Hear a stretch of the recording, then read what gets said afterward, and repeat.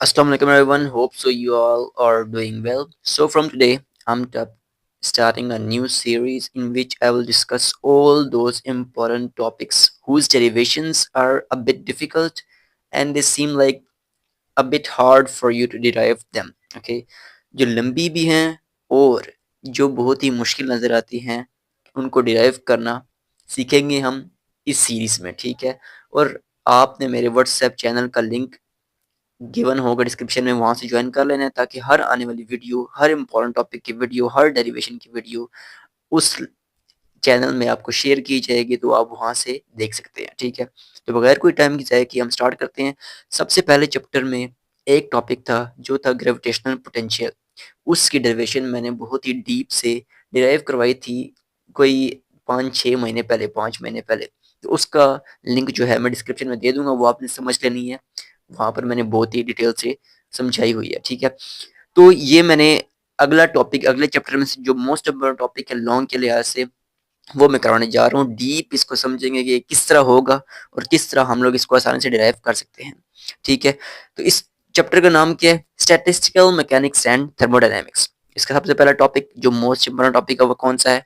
Pressure exerted by gas molecules. ठीक है, अब इसमें डेरिवेशन बहुत ज़्यादा लंबी है, इसको हम लोग देखते हैं हम इसको शॉर्टन किस तरह कर सकते हैं। सबसे पहले तो मैंने यहाँ पर एक रफ डायग्राम बना लिया ताकि आपको मैं एक आइडिया दे सकूँ। ठीक है, तो हमें पता है जब मॉलिक्यूल्स मूव करेंगे, जब अब आप फर्ज करें ये मॉलिक्यूल्स ही मूव कर रहे हैं। ठीक है, ये एक क्यूब के अंदर मूव कर रहे हैं। अब क्यूब के अंदर मूव कर रहे हैं तो ये फोर्स अप्लाई करेंगे, फोर्स अप्लाई करेंगे ना, और जो फोर्स अप्लाई करेंगे वो किसी भी फेस के एक एरिया के ऊपर अप्लाई करेंगे।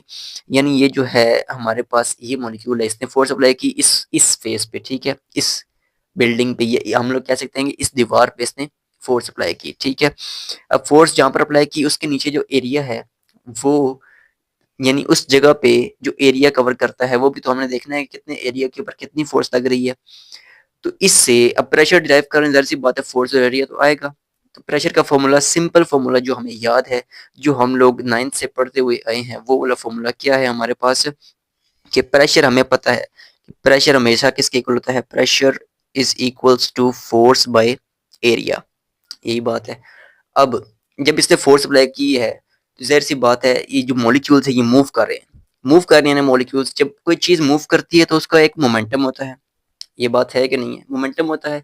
तो हमने first law, Newton first law में पढ़ा था कि जब फोर्स है वो हमारे पास मोमेंटम में किस तरह कन्वर्ट हो सकती है। हमने क्या पढ़ा था कि जब वो फोर्स अप्लाई करेगा इसका मतलब उसका मोमेंटम होगा किसके लिहाज से? टाइम के लिहाज से। तो यहाँ पर अगर मैं लिख दूं कि force is equals to delta P by delta T according to the Newton's law, according to Newton's law, किसके लॉ से? न्यूटन्स लॉ, न्यूटन्स लॉ के अकॉर्डिंग से। तो ये क्या गलत है? गलत तो नहीं है, क्योंकि उसने बोला था कि उस change in momentum is with respect to time is equals to force. तो वहां से मैंने ये वैल्यू निकाल ली फोर्स की। तो ये सिंपली मैं इस फॉर्मूला में पुट कर दूंगा। तो प्रेशर यहाँ से मेरे पास क्या आ जाएगा? प्रेशर आ जाएगा फोर्स की जगह delta P by delta T आ गया, multiplied by 1 by area. Area उसी तरह नीचे है। ठीक है, इसको आप पूरी लाइन लगा दें तो ये आ गया प्रेशर का एक फॉर्मूला। अब प्रेशर, ये पी जो है ये प्रेशर को रिप्रेजेंट कर रहा है, ये डेल्टा पी जो है ये चेंज इन मोमेंटम को रिप्रेजेंट कर रहा है। ठीक है, अब आते हैं डायग्राम की तरफ। अब फर्ज करेंगे ये जो मॉलिक्यूल है ये एक्स एक्सिस की डायरेक्शन में मूव कर रहा है। इसको मैं इंडिकेट कर देता हूँ, ये एक्स एक्सिस है, ये वाई एक्सिस है, ये जी एक्सिस है। इसको मैं कह देता हूँ ये हमारे पास फेस 1 है। ठीक है, ये दीवार जो है, ये वाली जो दीवार है ये फेस 1 है। ठीक है, और इसको मैं कहता हूँ कि ये कौन सा फेस है? ये वाली जो दीवार है इसको मैं कहता हूँ ये फेस 2 है। ठीक है, अब ये वाला मॉलिक्यूल फेस 1 की तरफ मूव कर रहा है। ठीक है, जब मूव कर रहा है इसका मोमेंटम है। मोमेंटम किस तरह हम डिटरमाइन करते हैं? मास और वेलोसिटी से। अब ये वाला जो मॉलिक्यूल है ये किसके डायरेक्शन में मूव कर रहा है?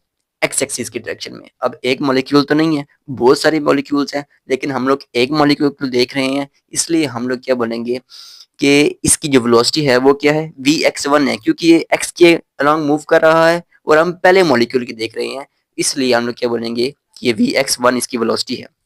तो हम लोग इसकी छोटी सी स्टेटमेंट यहाँ पर लिख लेते हैं। Let the mass of the molecule, let the mass of the molecule moving towards moving towards phase 1 is m। ठीक है, मास तो m हो गया क्योंकि सारों का मास इक्वल है, मॉलिक्यूल्स जितने भी हैं सारों का मास इक्वल, तो मास हम कह देते हैं कि वो m है। ठीक है, अब वेलोसिटी हम क्या कहते हैं, and the velocity towards phase one. अब जब फेस वन की तरफ मूव कर रहा है तो उसकी वेलोसिटी क्या है, क्योंकि हम एक मॉलिक्यूल की वेलोसिटी देख रहे हैं, तो मैंने क्या बोला था, एक मॉलिक्यूल की देख रहे हैं तो वी एक्स वन हो जाएगा। ठीक है, एक्स के अलोंग देख रहे हैं और एक मॉलिक्यूल की देख रहे हैं, इसलिए क्या हो गया, वी एक्स वन हो गया। ठीक है, ये हमने इसकी चीजें लेट कर ली। अब हमने सिंपली मोमेंटम निकालना है, चेंज इन मोमेंटम निकालना है। ठीक है, अब जब ये मॉलिक्यूल इस तरफ मूव कर रहा है तब इसका इस तरफ मूव कर रहा है। ठीक है, इस तरफ मूव कर रहा है तब इसका मोमेंटम क्या है, एम वी एक्स वन। ठीक है, मोमेंटम क्या होता है, M into V, mass into velocity. इस तरफ मूव कर रहा है तो इसकी वेलोसिटी की मोमेंटम क्या हो जाएगा, एम वी एक्स वन। जब ऑपोजिट मूव करेगा तब इसका मोमेंटम क्या होगा, negative M V X one. यही बात है, यानी जब फेज टू की तरफ मूव करेगा तब इसका मोमेंटम क्या होगा, negative M V X one. ठीक है, तो हमने क्या निकालना था, चेंज इन मोमेंटम, क्योंकि फॉर्मूला में क्या है, चेंज इन मोमेंटम है, तो हम इसका चेंज निकालते हैं। चेंज क्या होगा, डेल्टा पी क्या होगा, डेल्टा पी क्या होता है, फाइनल माइनस इनिशियल। तो पहले ये किस तरफ मूव कर रहा था, पहले ये पॉजिटिव एक्स एक्सिस में मूव कर रहा था, इसलिए ये कौन सी है, ये है हमारे पास इनिशियल। ठीक है, ये कौन सा है, ये इनिशियल है। और फाइनल क्या है जी, ये है, क्योंकि ये ऑपोजिट मूव करने लग गया था बाद में, तो ये हमारे पास कौन सा है, फाइनल है। ठीक है, तो डेल्टा पी किस तरह आएगा, यानी चेंज इन मोमेंटम किस तरह आएगा, फाइनल माइनस इनिशियल। फाइनल क्या है, negative M V X one minus initial. Initial क्या है, इनिशियल हमारे पास एम वी एक्स वन। ठीक हो गया, सिंपल है, इनको अब हमने ऐड कर देना है, तो ये हमारे पास क्या बन जाएगा, change in momentum is equal to negative two M V X one. ठीक हो गया, ये हमारे पास आ गया डेल्टा पी। अब अगली चीज हमने फॉर्मूला में क्या फाइंड करनी है, डेल्टा टी फाइंड करनी है। डेल्टा टी किस तरह आएगा, जहरी सी बात है, हम लोग यहाँ पर वेलोसिटी की बात कर ही रहे हैं, तो वेलोसिटी का फॉर्मूला भी लगेगा, डिस्टेंस डिवाइडेड बाय टाइम क्या होता है, वेलोसिटी होती है। तो यहाँ से हम लोग वेलोसिटी का फॉर्मूला लिखते हैं कि V X one is equals to distance divided by time. Time क्या है जी, डेल्टा टी हम लोग लिखते हैं टाइम है। ठीक है, अब डिस्टेंस, डिस्टेंस की बात आ गई, डिस्टेंस क्या कवर किया है, हम लोग फर्ज कर लेते हैं कि ये जो पूरी लेंथ है, ये वाली जो पूरी लेंथ है, ये क्या है, एल है। ठीक है, अब जब मॉलिक्यूल यहाँ से यहाँ तक गया है तो इसने कवर कितना डिस्टेंस किया, एल कवर किया। जब वो वापस आएगा तब, यानी फेज टू की तरफ आएगा तब एल और कवर कर देगा, यानी यहाँ से यहाँ तक एल, यहाँ से यहाँ तक दोबारा एल, तो कितने हो जाएंगे, टू एल। तो डिस्टेंस क्या आ जाएगा, टू एल। तो हमें यहाँ से क्या पता लगेगा, डी क्या है, टू एल है। ठीक है, डी क्या है, टू एल है। यहाँ से आपने हाईलाइट कर दिया ना ताकि आपको आसानी हो जाए। तो डी की जगह हमने क्या पुट कर देना, two L. V X one is equal to L divided by delta T. अब हमें किसकी वैल्यू चाहिए थी, डेल्टा टी की वैल्यू चाहिए थी, तो हम लोग क्या रिप्लेस कर देंगे इसको। तो यहाँ से क्या आ जाएगा, delta T is equals to two L divided by V X one. ठीक हो गया, हम डेल्टा पी की वैल्यू भी निकाल ली, डेल्टा टी की वैल्यू भी निकाल ली जो हमने फॉर्मूला में पुट करनी थी। और एरिया क्या होगा, एरिया क्या होगा वो उसकी हम बाद में बात करेंगे, लेकिन फिलहाल हम फोर्स निकाल रहे हैं। ये जो फॉर्मूला है इसमें से फोर्स निकालेंगे, फिर उसको एरिया से डिवाइड करेंगे तो हमारे पास क्या आ जाएगा, प्रेशर आ जाएगा। ठीक है, अभी हम फोर्स निकाल रहे हैं, तो फोर्स हमारे पास क्या आ जाएगी, फोर्स आ जाएगी delta P by delta T. Delta P हमारे पास क्या है, negative two M V X one divided by delta T. Delta T क्या है, two L divided by V X one. ठीक हो गया, तो ये डिवाइड हो रहा है, ऊपर जाके क्या हो जाएगा, मल्टीप्लाई। या अगर इसको मैं सिंपल फॉर्म में लिख लूँ, two M V X one किससे डिवाइड हो रहा है, two L divide by V X one. तो ये क्या बन जाएगा, एफ इज इक्वल्स टू, अभी एफ किसकी है, इसको भी आपने दिमाग में रखना है, क्योंकि हम लोग एक्स वन की निकाल रहे हैं, यानी एक मॉलिक्यूल की निकाल रहे हैं जिसको हमने एक्स वन नाम दिया है, तो आप एफ एक्स वन लिख लें तो वो आपके लिए ज्यादा आसानी हो जाएगी। ठीक है, F X one, F X one. ठीक है, तो अब ये क्या हो जाएगा हमारे पास, simply negative two M V X one multiply में जब हम इसको चेंज करेंगे तो V X one divide by two L. ठीक हो गया, सिंपल था, इसमें कोई मुश्किल बात नहीं है। तो सिंपली क्या बन जाएगा, F X one is equals to two, और टू यहाँ से हो जाएगा कैंसिल, तो पीछे क्या रह गया, यहाँ से हमारे पास रह जाएगा negative M B X one, और ऊपर क्या आ जाएगा स्क्वायर, और नीचे क्या रह गया हमारे पास एल, तो ये आ गया एल। तो एफ एक्स वन हमारे पास क्या आ गई है, negative M V X one का स्क्वायर, ये वी एक्स वन क्या बन जाएगा, वी एक्स वन का स्क्वायर डिवाइड बाई एल। तो ये हमने क्या फोर्स, कौन सी फोर्स निकाली है, ये फोर्स वो है जो जब वो टकराएगा, जब मॉलिक्यूल टकराएगा फेस वन से तो उसके ऊपर फोर्स लगेगी। ये वो फोर्स है जो मॉलिक्यूल के ऊपर लगेगी, ठीक है। अब वो फोर्स निकालनी है जो मॉलिक्यूल लगाएगा। मॉलिक्यूल कौन सी फोर्स लगाएगा? ज़ाहिर सी बात है, फोर्सेज इक्वल होती हैं।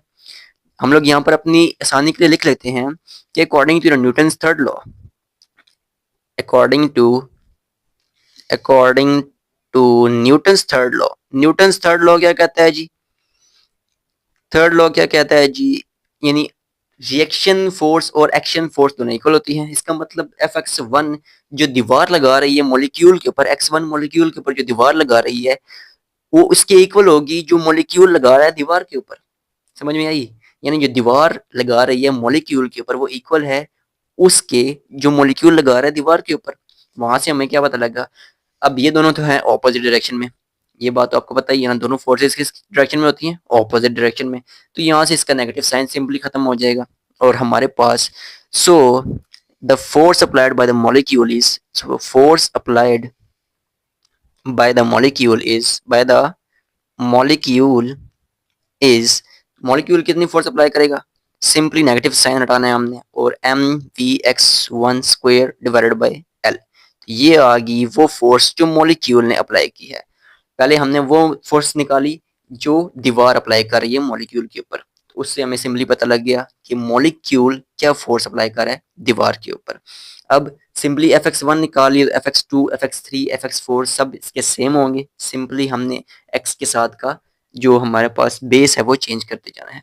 तो यहीं से आप लिख लें कि F X two is equals to M V X two का स्क्वायर डिवाइडेड बाई एल। इसी तरह F X three is equals to M V X three का स्क्वायर डिवाइडेड बाई एल। इसी तरह एफ एक्स एन, अगर हम N molecules की बात करें एक्स के अलोंग, उनकी फोर्स क्या हो जाएगी? वी एक्स एन, सॉरी यहाँ पर मैंने M M V X N का स्क्वायर डिवाइडेड बाई एल। इतनी बात समझ में आ गई, सारों की हमने फोर्स निकाल ली। अब सारे एक्स मॉलिक्यूल्स की हमने फोर्स निकाल ली, इसका मतलब हम टोटल फोर्स अगर इन सारे X one X two X three इन सारों को ऐड कर दें तो हमारे पास किसकी फोर्स बनेगी? जिन जो मॉलिक्यूल्स एक्स के लॉन्ग मूव कर रहे हैं उनकी फोर्स बनेगी। क्योंकि हम लोग एक्स को लेके चल रहे हैं, सारे मॉलिक्यूल्स को ऐड कर दें तो जो एक्स एक्स के मॉलिक्यूल्स मूव कर रहे हैं उनकी फोर्स आ जाएगी।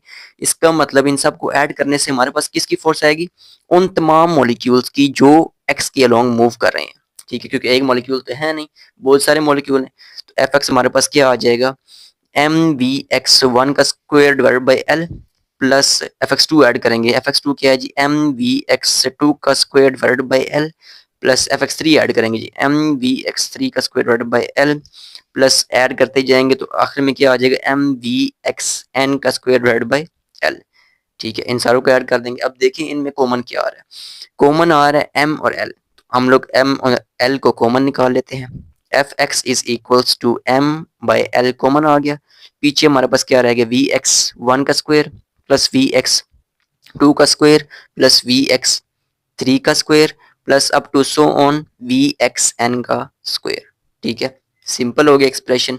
अब अगर आप लोग इसमें गौर करें तो हमने क्या निकालनी है? एवरेज।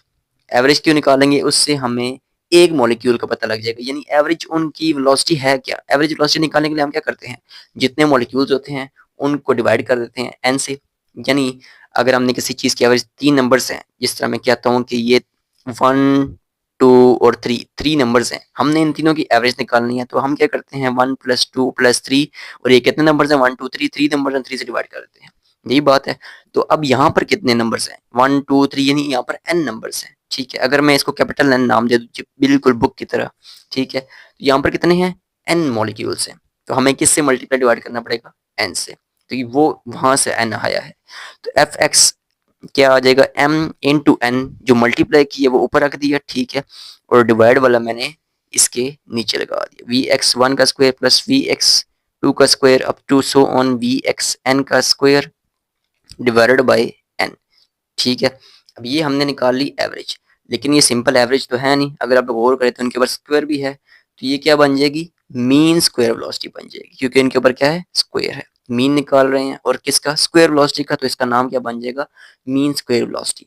तो इसको अगर हमने सिंपल फॉर्म में लिखना हो तो हम लोग इस पूरे को क्या नाम दे देंगे? वी एक्स नाम दे देंगे। ये सिंपली हम लोग इसको कह सकते हैं कि ये वी एक्स स्क्वायर की क्या है? एवरेज। ये जो ब्रैकेट्स होते हैं ना, पैरेंथेसिस जो होते हैं ये वाले, ये किसको रिप्रेजेंट करते हैं? एवरेज को। काइनेटिक एनर्जी की एक आगे पीछे भी आप देखेंगे कि इस तरह की ब्रैकेट्स लगी होती हैं, तो वो किसको रिप्रेजेंट करती हैं? एवरेज ट्रांसलेशनल काइनेटिक एनर्जी को। ठीक है, तो जब भी ये ब्रैकेट्स आए तो आपने याद रखना है कि ये किसको रिप्रेजेंट करती हैं? एवरेज को। ठीक है, तो हमने इसको अब जनरल फॉर्म में, अभी ये जनरल फॉर्म में नहीं लिखा, अभी हम इसको जनरल की तरफ लेके जाएंगे। M into N divide by L. ठीक है, और इस पूरे की जगह क्या आ जाएगा? ये छोटा सा expression B X square average. ठीक है, तो ये हमने इसको कर लिया, पूरे के पूरे एक्स मॉलिक्यूल्स के लिए सिंप्लीफाई कर लिया। ठीक है, अब हमने निकालनी है वाई के लिए भी और जी के लिए भी, तो सिंपली इसी तरह हमने वाई और जी के लिए निकालनी है। अभी आपको मैं समझाता हूँ कि वाई और जी के लिए क्या होगा। अब एक कमरे में मॉलिक्यूल्स मूव करें, आपको पता है मॉलिक्यूल्स कोलाइड करते हैं, आगे पीछे मूव करते हैं, तो उनकी एवरेज वेलोसिटी तकरीबन सेम होती है। यही बात है, एवरेज वेलोसिटी तकरीबन सेम होती है। ठीक है, तो उससे हमें ये क्या पता लगा कि जो वेलोसिटीज हैं वी एक्स यानी एवरेज वी एक्स के अलोंग जो है, और वो इक्वल है वी वाई के लॉन्ग एवरेज जो है। ठीक है, और वो इक्वल है वी जी की एवरेज के लॉन्ग। ठीक है, इसका मतलब जो तीनों के लॉन्ग हैं, यानी ये जो मॉलिक्यूल्स इस तरफ मूव कर रहे हैं, इनकी इस तरफ मूव कर रहे हैं, इस तरफ मूव कर रहे हैं, इन तीनों की एवरेज निकाले तो तकरीबन सेम आएगी। इसलिए हमने उनको तीनों को क्या रख लिया? इक्वल रख लिया। ठीक है, अब इक्वल रखने का मकसद क्या था? इक्वल रखने का मकसद ये था कि हमने इसको जनरल फॉर्म में लिखना है कि जनरल अगर हम लोग किसी भी डायरेक्शन के अलोंग निकालना चाहें, फोर्स निकालना चाहें, तो हम किस तरह निकालेंगे? तो जनरल हमने लिखना था, यानी वी एक्स नहीं, हम वी निकालना चाहते हैं, तो वी हम किस तरह निकालेंगे? जाहिर सी बात है, हमें तीनों के अलोंग लिखना पड़ेगा। तो ये हमारे पास किसके इक्वल होगी? वी एक्स स्क्वायर, यानी एवरेज वेलोसिटी वी एक्स के along plus average velocity V Y के along plus average velocity V Z के अलोंग। यही बात है, इन तीनों का सम करेंगे तब हमारे पास पूरे कमरे में किसी भी पॉइंट की वेलोसिटी निकाल पाएंगे। यही बात है, तो अब ये तीनों तो इक्वल हैं, तो इन सारों की जगह अगर हम लोग रिप्लेस कर दें, V square is equals to, यानी average mean square velocity is equals to V X square, और वी वाई स्क्वायर की जगह भी मैं लगाता हूँ वी एक्स स्क्वायर, क्योंकि ये तीनों इक्वल्स हैं तो नो डाउट। ठीक है, प्लस वी एक्स स्क्वायर। ठीक हो गया, अब इन तीनों को ऐड करेंगे तो हमारे पास सिंपली क्या बन जाएगा? ये हमारे पास बन जाएगा वी, यानी वेलोसिटी जो हमारे पास एवरेज मीन स्क्वायर वेलोसिटी है, वो किसके इक्वल आ जाएगी? 3 वी एक्स स्क्वायर का एवरेज। ठीक हो गया, अब ये हमारे पास एक टर्म बन गई है जिससे हमने अपना सोल्यूशन में पुट करना है। ठीक है, अब हमारे पास सोल्यूशन में क्या है? जो हमने वैल्यू निकाली है उसमें वी एक्स स्क्वायर है, इसका मतलब वी एक्स स्क्वायर को रिप्लेस करना है, वी एक्स स्क्वायर की वैल्यू निकालनी पड़ेगी। वी एक्स स्क्वायर की वैल्यू निकालने के लिए हमने क्या करना है? 3 को इधर आके डिवाइड कर देना है, तो ये एक्सप्रेशन हमारे पास क्या बन जाएगा? वी एक्स स्क्वायर यानी mean square velocity along X axis is equals to mean square velocity पूरे रूम के अंदर डिवाइड बाई 3। तो ये वैल्यू हमने अपनी इस इक्वेशन में पुट करनी है, इसको हम नाम देते हैं 1। ठीक है, put in equation number 1, put in equation number 1। ठीक है जी, इसको 1 में डाल देते हैं, तो एफ एक्स हमारे पास अब एफ एक्स नहीं रहेगा। क्यों? क्योंकि हमने वाई के लॉन्ग भी निकाल लिया, जी के लॉन्ग भी निकाल लिया, तो एफ एक्स नहीं रहेगा, ये हो जाएगा जनरल। ठीक है, तो इसको हम लोग क्या लिख देंगे? F is equals to M into N divided by L. ठीक हो गया, और वी स्क्वायर डिवाइडेड बाई 3, और ये क्या है? इसके अब ये एवरेज इसके साथ लगी है, 3 के ऊपर नहीं लगा देना। ठीक है, तो ये हमारे पास हो गया पूरे कमरे में किसी भी मॉलिक्यूल की अगर हमने फोर्स निकालनी हो तो वो ये फोर्स होगी। लेकिन हम तो फोर्स निकाल नहीं रहे थे, हम तो प्रेशर निकाल रहे थे, ये हमें फोर्स क्यों निकालनी पड़ी? जब फोर्स निकालेंगे और एरिया निकालेंगे तभी तो प्रेशर के फॉर्मूले में पुट करके आंसर निकालेंगे। तो अब हमने निकालना है एरिया। अब एरिया क्या है? सिंपल, आपको एरिया का फॉर्मूला पता है। अगर ये स्क्वायर है, ठीक है, इसकी इस साइड की भी लेंथ एल है, इसकी इस साइड की भी लेंथ एल है, तो आप एरिया क्या बोलेंगे? लेंथ इंटू लेंथ, यानी साइड इंटू साइड। वो हमारे पास क्या बन जाएगा? L square. हमारे पास एरिया की वैल्यू भी आ गई, एरिया हमारे पास क्या आ गया? A square, L square, sorry L square. ठीक है, अब एफ की वैल्यू भी आ गई है, एल की वैल्यू भी आ गई है, तो हमने सिंपली अपने प्रेशर वाले फॉर्मूले में उसको पुट करना है। ठीक है, तो प्रेशर किसके इक्वल था? Force by area, that goes to pressure. अब फोर्स हमने क्या निकाल ली है? ये हमने फोर्स निकाली है M into N divided by L V square divided by 3। और डिवाइड किससे हो रहा है? ये डिवाइड हो रहा है एरिया से, तो इसको मैंने इस तरह करके लिख दिया ताकि आपको आसानी से समझ में आ जाए। ठीक है, तो ये हमारे पास क्या बन जाएगा? L square. ठीक है, that goes to, that implies to, इसका मतलब होता है दैट इम्प्लाइज टू। ठीक है, कभी कभी सिंबल्स का पता होना चाहिए कि इसका मतलब क्या होता है।